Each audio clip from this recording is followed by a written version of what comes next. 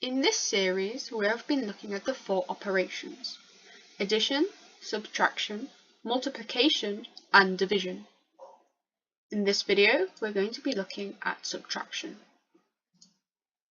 Now, for those of you who have already watched the addition video, the methods that we cover in this video are actually the same as the one in that video.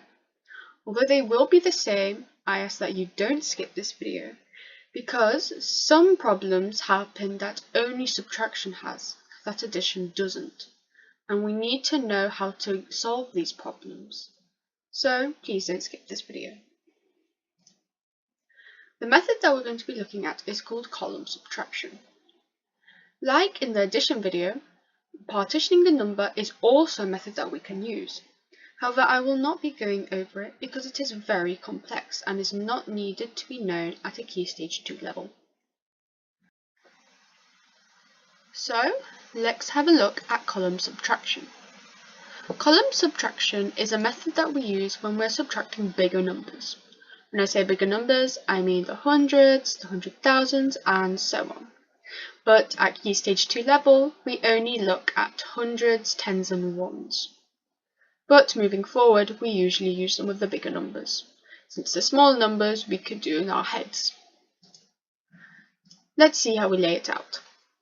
As you can see, we lay it out the same way we do column addition, except this time the symbol is a minus symbol.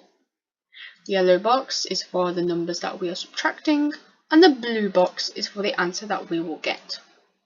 So, let's have a look at this question. We put in the two numbers in order. We always put the first number at the top, second number below the first, and so on if we have more numbers. We need to make sure that the place value digits all line up. It's very important so we don't get confused. When I say that, I mean all of the ones are in the same column, all the tens and all the hundreds, and so on. So, let's start with our ones column. Like always, we start from the very right.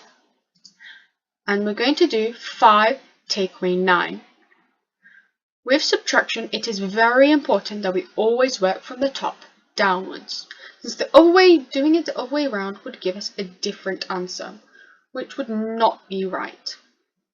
So, we always go downwards even if it looks wrong. So, as you can see, it does look quite wrong, since it's asking us to do 5 take away 9, which we can't do, because with subtraction we always need a bigger number take away a smaller number to work. We can't do a smaller number take away a bigger number, because there's not enough numbers there. In this scenario, we're going to have to borrow a 10 from the same number and carry it over to the ones, so that there will be a bigger number for us to subtract from. We show this by crossing out the number that we're taking away from, in this case the tens, so 4, and we're going to take away 1 10 from it. If we have 4 tens and we're taking away 1 10 to carry over, that means that we will have 3 tens left, because 4 minus 1 is 3. So we always cross it out, we will write a little 3 in this case, and we'll carry over the 10. And we'll write this 10 as a 1 next to the 5. This 5 will now become 15. So now let's do it again. We have 15 take away 9. This is something that we can do now. 15 take away 9 is equal to 6, what we know. So we can write down 6 here. Let's move up to the tens column. And in this scenario, we're going to have to do 3 take away 8, again, because we're going downwards. This, again, is something that we can't do. So, like before, we're going to carry over a 10 from the next column onwards, the hundreds, so that we can have a bigger number to subtract from.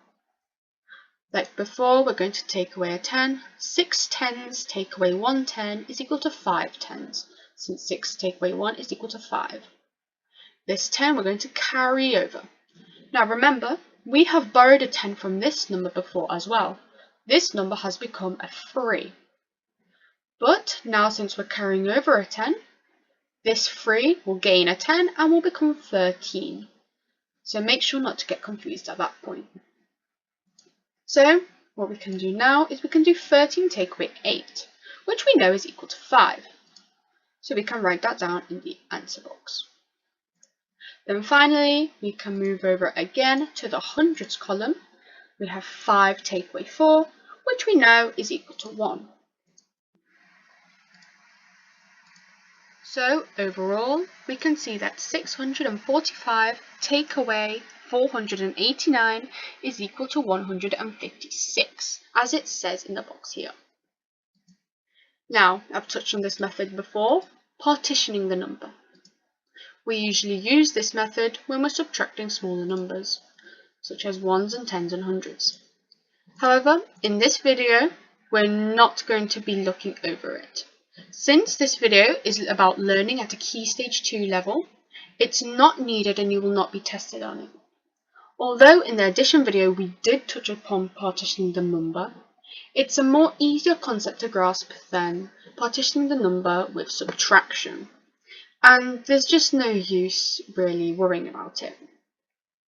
As you go through the years, so year 5, year 6, and definitely year 7 and year 8, you will definitely start to learn how to partition the number with subtracting yourself mentally. It's just something that you learn with time, so we won't be looking over it. So let's look at the method that we looked over today, which is column subtraction. We can confidently say that we can do this. So now, out of our 4 operations, we have done addition and we have done subtraction.